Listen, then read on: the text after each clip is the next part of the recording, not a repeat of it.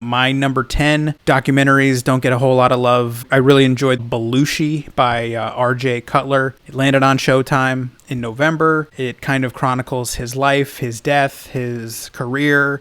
It has his widow helping to kind of paint the unseen picture of Belushi. I feel like all I knew was Animal House Belushi and like Saturday Night Live Belushi. So it was great to kind of hear her perspective because she was basically his high school sweetheart.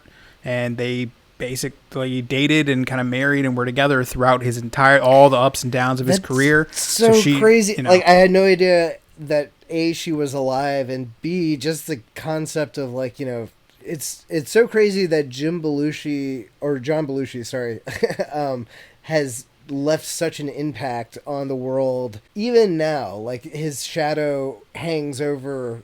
When did he die? Like 1983, was it? He died in 82 at the Chateau Marmont. I mean, that's all in Hollywood. We're damn near 40 years to past that anniversary. That's so crazy to think that, like, you know, you're with somebody for a short period of time, and if they're like taken away like that their legend just lives on and on, man. Anyway, sorry, that's a little digression, but like like Belushi's whole backstory, does it like go into the craziness of like what him and all the SNL cast used to do, or? Yeah, like it goes into kind of his rivalries and him being kind of upset with Lorne Michaels. Lorne Michaels like fired him 3 different times, and he kind of was jealous of the Chevy Chase. Like I didn't really realize, because, you know, obviously this is like, you know, before our time when these shows were premiering live, and it was really painting the picture of like how much of a cultural icon and significance the characters and people would, you know, Chevy Chase became a huge star, and he had his own kind of motto when he signed off on a Weekend Update, when he signed off as "I'm Chevy Chase and you're not" was his sign off, and it became like this huge thing. And then Chevy Chase kind of left and went off to do bigger, better things or whatever. Belushi kind of stepped in and was able to kind of fill that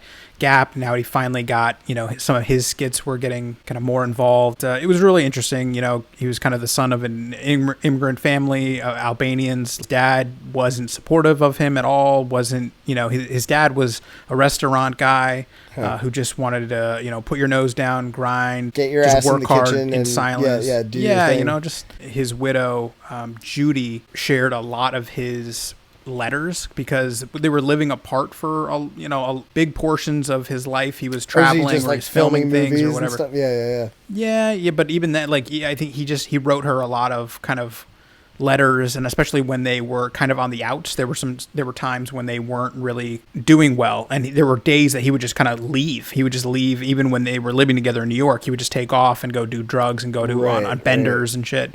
So he has a lot of letters of like kind of like spilling his guts to her and trying to patch things up and explaining that he's a piece of shit and I'm insecure and, you know, I love you and you're the only thing that matters in my life. Like, I know I need to fix this or whatever. It kind of goes into his death. You know, he got, you know, a woman facilitated his death. I don't know if she's really to blame, but basically this woman overdosed him by injecting him, and it was a whole drama. So, you know, she fled to Canada and then kind of got deported back and then died at the Hotel Marmont, which was weird. I got to stay there once and, you know, ran into a few different weird people. It's like a celebrity hotel that has actual celebrities. Like, if you just go hang out in the lobby, you'll see people. Like, I ran into Hilary Swank. Hilary Swank is coming out of the hotel as I was walking in, and it was that classic. I look at her, I recognize immediately, oh, wow, it's Hilary Swank. She sees me, seeing her, and the look on her face was just... No. Don't fucking please don't. Do not, dude, please don't look at. Don't